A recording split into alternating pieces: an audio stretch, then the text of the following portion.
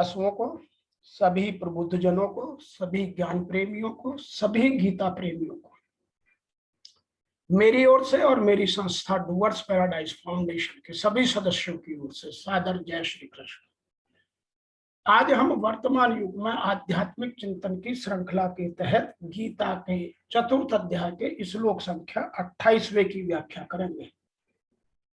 अभी तक 27वें श्लोक में भगवान श्री कृष्ण ने अंतःकरण संयम रूप यज्ञ की व्याख्या की और इसी श्लोक में अर्थात 28वें श्लोक में भगवान श्री कृष्ण ने अर्जुन को और हम समस्त जिज्ञासुओं को यह बताने का प्रयास किया है कि द्रव्य यज्ञ, तप यज्ञ, योग यज्ञ और स्वाध्याय रूप ज्ञान यज्ञ क्या है और स्वाध्याय रूप ज्ञान यज्ञ का हमारे जीवन में कितना महत्व है। तो यह जानने के लिए हमें इस श्लोक की व्याख्या को बहुत ध्यान से समझना और सुनना होगा, जिसको ऋषि वेद व्यास जी ने कुछ इस तरह लिखा है। द्रव्य यज्ञ तपो यज्ञ योग यज्ञ तदा अपरे स्वाध्याय ज्ञान यज्ञ चे यत यह संस्कृत व्रतः।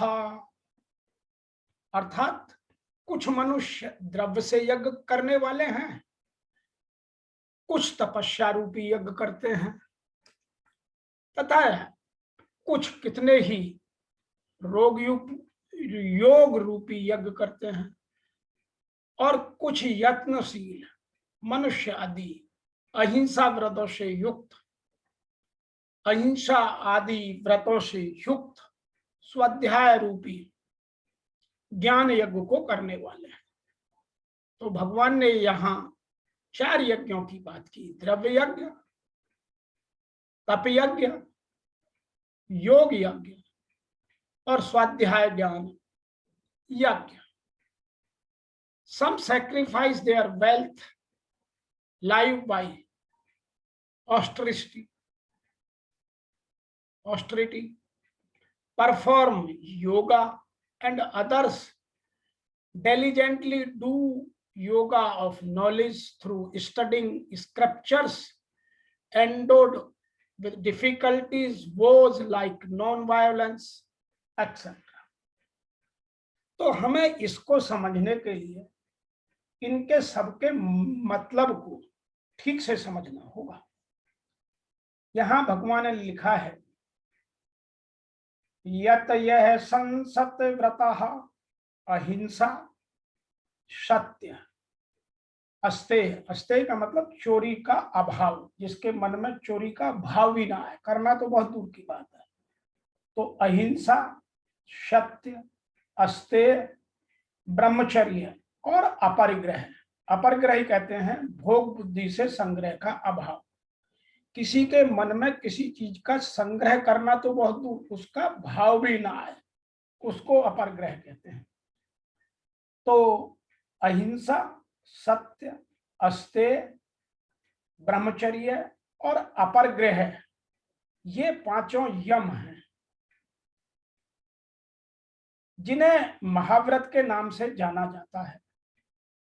शास्त्रों में इन महाव्रतों की बहुत प्रशंसा की है, क्योंकि जो इनसे बाहर निकल जाता है वह महान साधक बन जाता है।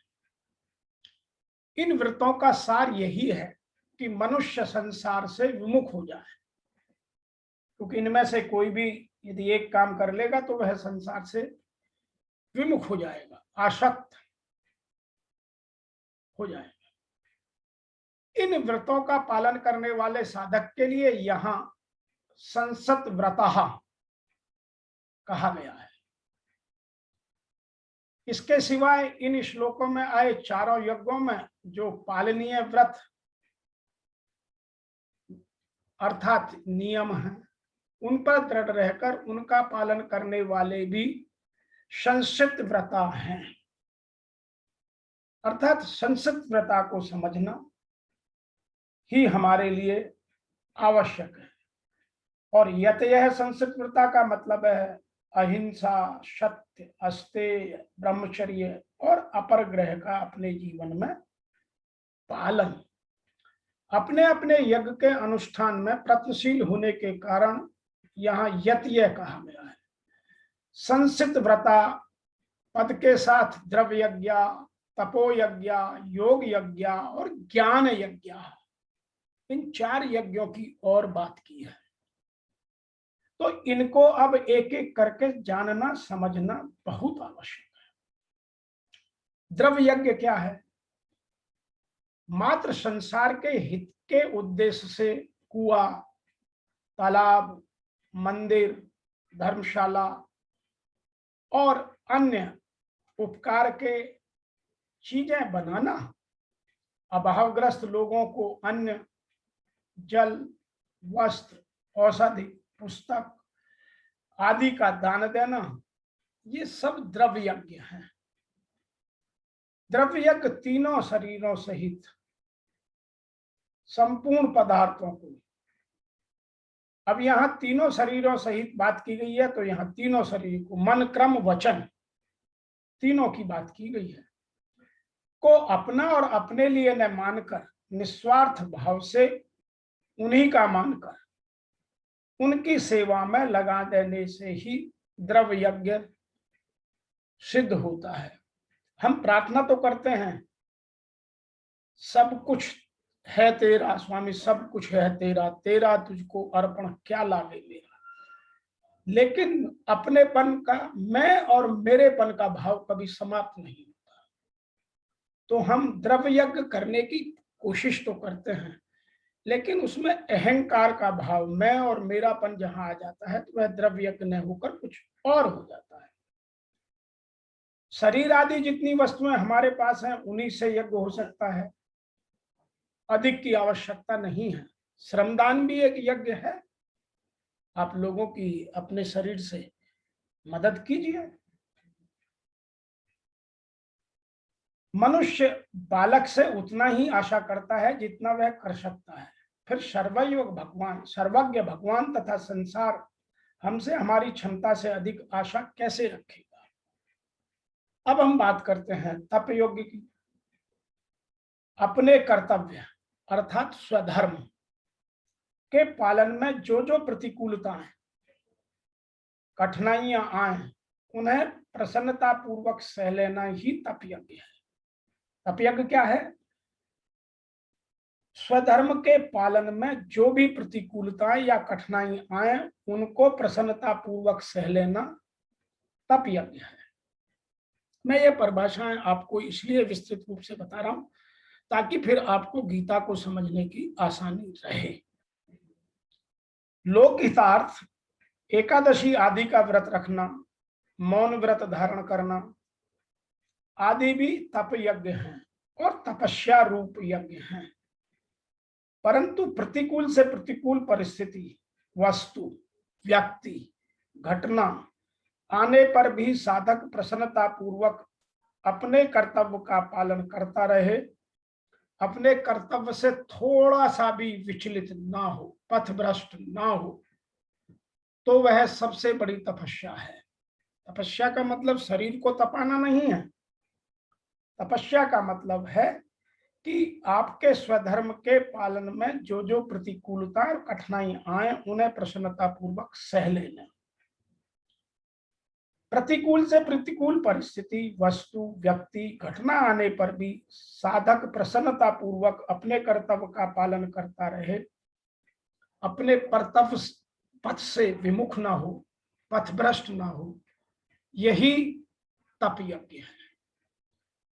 गांव भर में गंदगी, कूड़ा करकट बाहर एक जगह पर इकट्ठा हो जाए तो वह बुरा लगता है, परंतु वही कूड़ा करकट खेत में पड़ जाए, जो खेत के लिए खाद के रूप में बढ़िया सामग्री बन जाता है।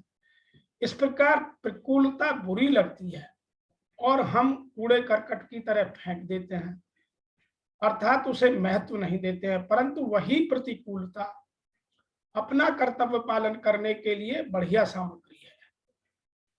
आपको यह बात जानना जरूरी है कि प्रतिकूलता में अनुकूलता को ढूंढना ही उसको खाद की तरह अपने जीवन में प्रयोग करने की आवश्यकता है। इसलिए प्रतिकूल से प्रतिकूल परिस्थिति को सहस्र सहने के समान दूसरा कोई तप नहीं। भोगों में आसक्त रहने से अनुकूलता अच्छी और प्रतिकूलता बुरी लगती है। इसी कारण प्रतिकूलता का महत्व समझ में नहीं आता है।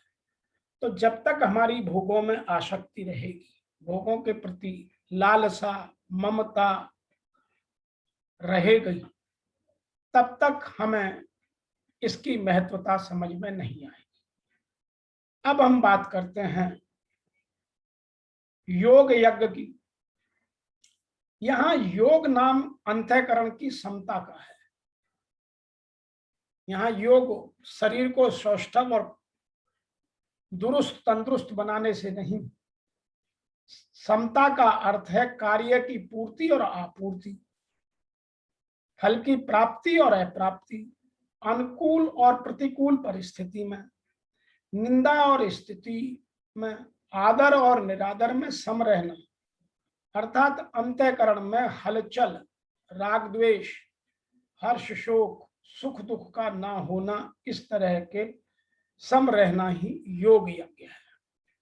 मैं आपको योग यज्ञ की बात दोबारा से बता दूं कि जीवन में सम रहना, कार्यों की पूर्ति और आपूर्ति में, फल की प्राप्ति में और अप्राप्ति में, अनुकूल और प्रतिकूल परिस्थिति में, निंदा और स्तुति में, आदर और निरादर में सम रहना ही अंतःकरण की हलचल, राग द्वेष, हर्ष शोक, सुख दुख का न होना ही योग यज्ञ है। अब हम अगले यज्ञ की बात करते हैं। स्वाध्याय यज्ञान यज्ञ है। केवल लोकहित के लिए गीता, रामायण, भागवत आदि तथा वेद उपनिषद आदि का यथाधिकार मनन और चिंतन विचार पूर्वक पठन पाठन करना, अपनी वृत्तियों तथा जीवन का अध्ययन करना आदि सब स्वाध्याय ज्ञान यज्ञ है, अर्थात अपने आप को जानना। लोग दूसरों को तो जानते हैं, लोग अपने आप को नहीं जानते हैं। जिसने अपने आप को जान लिया उसने ज्ञान यज्ञ कर लिया। मेरी क्या क्षमताएं हैं, मेरी क्या विषमताएं हैं, मैं क्या कर सकता हूं। इंग्लिश में इसे स्वॉट एनालिसिस कहते हैं कि मैं अपनी स्ट्रेंथ भी जानूं, मैं अपनी वीकनेस भी जानूं, मुझे क्या अपॉर्चुनिटी भगवान ने दी है और मुझे क्या थ्रेट भगवान ने दे रखी है, उसका एनालिसिस करना ही ज्ञान यज्ञ है। गीता के अंत में भगवान ने कहा है कि जो इस गीता शास्त्र का अध्ययन करेगा उसके द्वारा मैं ज्ञान से पूजित हो जाऊंगा, ऐसा मेरा मत है। यह गीता के 18वें अध्याय के 70वें श्लोक में भगवान श्री कृष्ण ने स्पष्ट रूप से लिखा है। अतः स्वयं को जानना, अपना ज्ञान यज्ञ करना जीवन में अत्यंत आवश्यक है। और हम यज्ञ करें बहुत अच्छी बात है, लेकिन ज्ञान यज्ञ में ना तो कोई धन लगता है, केवल परिश्रम लगता है। और भगवान ने जन्म ही हमें इस काम के लिए दिया है, फिर भी हम नहीं करते हैं। तात्पर्य यह है कि गीता स्वाध्याय ज्ञान यज्ञ है। गीता के भावों में गहरे उतरकर विचार करना, गीता में घुसकर बाहर निकल आना गीता पढ़ना नहीं कहलाता। गीता की गहराइयों से मोती निकालना, गीता की गहराइयों को भाव में जाकर समझना और फिर उनका अपने जीवन में पालन करना स्वाध्याय रूपी ज्ञान यज्ञ है। तो भगवान ने यहां हमें इन चारों यज्ञों की, द्रव्य यज्ञ, तप यज्ञ, योग यज्ञ और ज्ञान यज्ञ की बात स्पष्टतः समझाई है। इसीलिए हमें इन चीजों को समझकर अपने जीवन का उद्धार करने का प्रयास करना चाहिए। वर्तमान में मैं एक बात और भी कहना चाहता हूँ। अनेक लोग द्रव्य यज्ञ करते हैं, अर्थात आत्मपथ में महापुरुषों की सेवा में पत्र पुष्प अर्जित करते हैं, अर्पित करते हैं। वे समर्पण के साथ महापुरुषों की सेवा में द्रव्य लगाते हैं। श्री कृष्ण आगे कहते हैं कि भक्ति भाव से, किस भाव से? भक्ति भाव से प्रभु को पत्र पुष्प फल जल जो भी मुझे देता है मैं उसे खाता हूं, और उसका परम कल्याण सृजन करने वाला मैं होता हूं। यह भी एक यज्ञ है। तो भगवान को मुद्रा नहीं चाहिए। हम लोग जो मुद्रा के लिए पड़े रहते हैं, भगवान को भक्ति से पत्र पुष्प फल जल जो सब प्रकृति में बिखरे पड़े हैं, केवल भगवान को उनके साथ आपके स्वच्छ भाव निर्मल मन चाहिए। हर आत्मा की सेवा करना, भूले हुए को आत्म पर लाना द्रव्य यज्ञ है, क्योंकि प्रकृति संस्कारों को जलाने में समर्थ है। इसी प्रकार कई पुरुष तप यज्ञ का पालन करते हैं, स्वधर्म में इंद्रियों को तपाते हैं, अर्थात स्वभाव से उत्पन्न क्षमता के अनुसार यज्ञ की निम्न और उन्नत अवस्थाओं के बीच तपते हैं।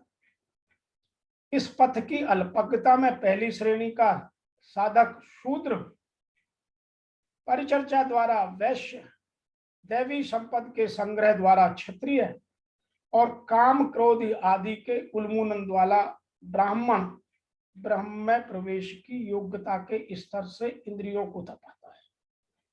इसलिए ये कहना कि शूद्र तप नहीं कर सकता, हमारे शास्त्रों में यह बात स्पष्ट से रूप से लिखी है कि शूद्र प्रवृत्ति का पुरुष या साधक परिचर्चा द्वारा ज्ञान की चर्चा करे, लोगों से ज्ञान को अर्जित करे, वैश्य देवी संपद द्वारा संग्रह और क्षत्रिय काम क्रोध आदि से उन्मूलन द्वारा और ब्राह्मण ब्रह्म में प्रवेश की योग्यता का।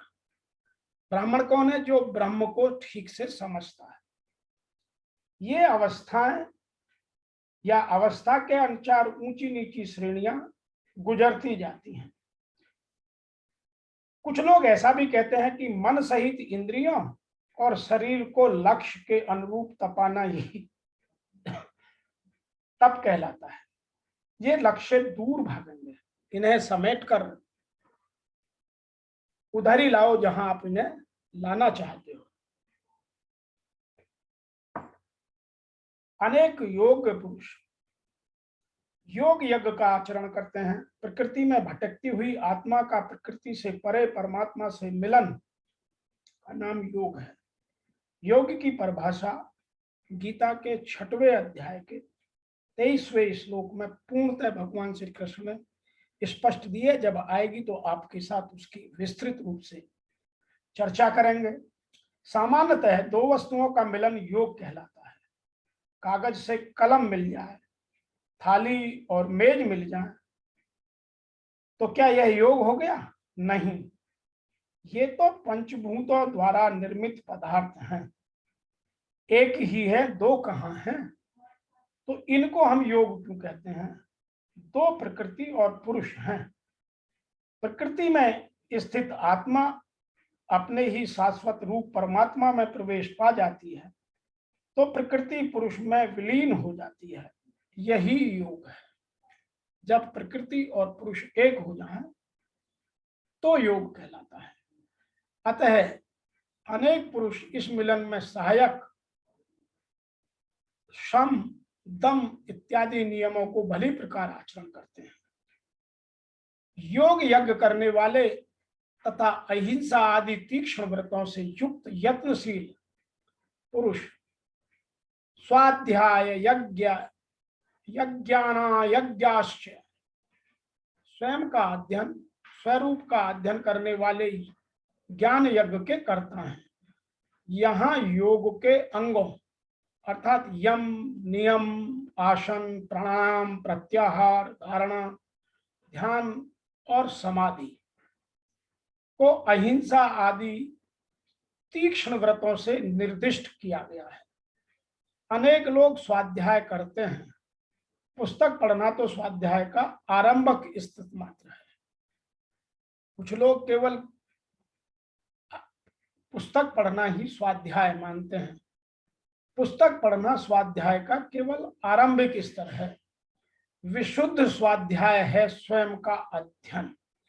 जब तक हम स्वयं को नहीं जानेंगे, मैं कौन हूं, मैं कहां से आया हूं, मैं किसका अंश हूं, मेरा जन्म क्यों हुआ, मेरे जीवन का उद्देश्य क्या है, जब तक हम इन चीजों का अध्ययन अर्थात स्वयं का अध्ययन, जिसके स्वरूप की उपलब्धि होती है, जिसका परिणाम है ज्ञान अर्थात भगवान से साक्षात्कार। और यज्ञ के अगले चरण में अर्थात 29वें श्लोक में भगवान कुछ और चीजों का वर्णन करते हैं, जिसको लेकर आपको फिर 29वें श्लोक में और बातें करते हैं। मैं यहाँ एक बात और भी कहना चाहता हूं कि कुछ लोग इन यज्ञों में कई वर्ग कर देते हैं। बहुत से लोग विविध प्रकार के दान पुण्य अपनी संपत्ति का यजन करते हैं। भारत में धनाढ्य व्यापारी राजवंशी अनेक प्रकार की धर्मार्थ संस्थाएं खोल देते हैं। धर्मशाला, अन्न क्षेत्र, अतिथिशाला, अनाथालय, विद्यापीठ, ये सब यज्ञों के स्वरूप हैं। अन्य देशों में अनेक प्रकार के अस्पताल, बूढ़ों के लिए आश्रम, गरीबों के लिए भोजन, शिक्षा, चिकित्सा की सुविधाएं प्रदान करने वाले दातव्य संस्थान हैं। ये सब दान कर्म द्रव्यमय यज्ञ हैं। अन्य लोग जीवन में उन्नति करने के लिए, उच्च लोगों में जाने के लिए चंद्रायण तथा चातुर्मास का विविध तप करते हैं। इन विधियों के अंतर्गत कठोर तप, नियम के अधीन कठिन व्रत होते हैं, जैसे चातुर्मास व्रत रखने वाला वर्ष में 4 मास जुलाई से अक्टूबर तक बाल नहीं कटाता, नहीं कतिपय खाद्य सामग्रियों खाता है और दिन में 2 बार खाता है, न निवास स्थान छोड़कर कहीं जाता है। जीवन के सुखों का ऐसा प्रताप तप यज्ञ कहलाता है। कुछ लोग ऐसे भी हैं जो अनेक योग पद्धतियों का अनुसरण करते हैं। पतंजलि पद्धति द्वारा बाह्य में तदात्कार करने के लिए हठ योग और अष्टांग योग की विधि के लिए काम करते हैं। कुछ लोग समस्त तीर्थ यात्राओं पर यात्रा करते हैं। ये सारे अनुष्ठान योग यज्ञ कहलाते हैं, जो भौतिक जगत में सिद्धि विशेष के लिए किए जाते हैं। कुछ लोग ऐसे हैं जो विभिन्न वैदिक साहित्य, उपनिषद, वेदांत सूत्र, सांख्य दर्शन आदि का अध्ययन करते हैं। यह स्वाध्याय यज्ञ कहलाता है। ये सारे श्रेणी विभिन्न प्रकार के यज्ञों में लगे रहते हैं और उच्च जीवन की तलाश में रहते हैं, किंतु कृष्ण भावना अमृत इनसे पृथक है, क्योंकि यह परमेश्वर की प्रत्यक्ष सेवा है। इसमें उपर्युक्त किसी भी यज्ञ से प्राप्त नहीं किया जा सकता, अपितु भगवान तथा उसके प्रामाणिक भक्तों की कृपा से ही प्राप्त किया जा सकता है। अर्थात अपने आप को जानना और ब्रह्म में प्रवेश करना ही ज्ञान यज्ञ है। अर्थात आज के इस श्लोक की व्याख्या से हमें 4 चीजें सीखने को मिलती हैं। कुछ मनुष्य द्रव्य यज्ञ करते हैं, कुछ तपस्या रूपी यज्ञ करते हैं। नंबर 3, दूसरे कितने ही योग रूपी यज्ञ करने वाले हैं। और नंबर 4, कुछ यत्नशील मनुष्य अहिंसा आदि व्रतों से युक्त स्वाध्याय रूपी ज्ञान यज्ञ को करने वाले हैं। तो यहाँ 4 यज्ञों की बात की है: द्रव्य यज्ञ, तप यज्ञ, योग यज्ञ और ज्ञान यज्ञ। इनमें ज्ञान यज्ञ सबसे उत्तम है। जब तक अपना ज्ञान बढ़ाकर आप ब्रह्म प्रवेश की चेष्टा नहीं करेंगे, तब तक हम इन चीजों से आगे नहीं बढ़ सकते। अतः आज के श्लोक में इतना ही। आपसे फिर शीघ्र मिलते हैं। 29वें और 30वें श्लोक की व्याख्या एक साथ लेकर, ताकि हमें बहुत सारी बातें और समझ में आ जाएं। तब तक के लिए आपको मेरी ओर से और मेरी संस्था डूअर्स पैराडाइज के सभी सदस्यों की ओर से ओम नमो भगवते वासुदेवाय नमः। श्री कृष्णाय नमः।